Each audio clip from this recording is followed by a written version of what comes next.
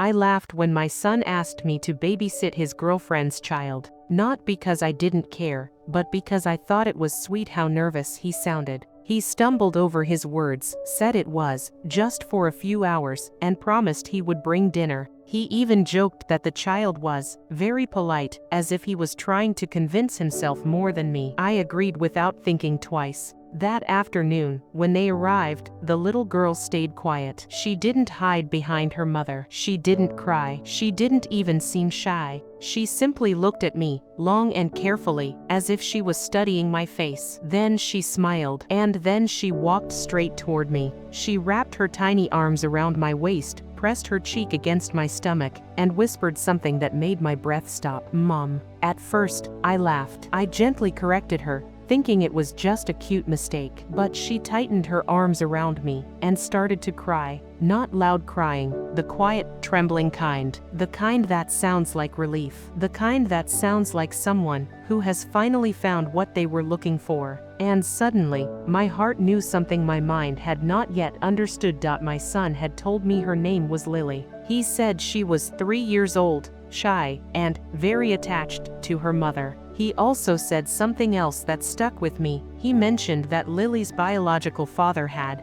never been around. But nothing prepared me for how naturally she stayed with me that day. She followed me into the kitchen. She sat beside me on the couch. When I folded laundry, she placed socks into neat little piles, like she had done it many times before. And every few minutes, she would look up at me and say, softly, "Mom." Each time, her mother corrected her. Each time, Lily would nod, and then say it again 5 minutes later. Something inside me began to ache. She had my eyes, my nose, even the tiny dimple on her left cheek, the same one my son had as a baby. I asked my son's girlfriend about Lily's birth, casually at first. She avoided details, changed the subject, smiled too quickly. That night, after everyone left, I sat alone in my bedroom holding an old photo album. And suddenly, I realized something that made my hands shake. 3 years ago, my daughter disappeared. She was pregnant, and no one had ever found her. I barely slept that night. My mind replayed every detail: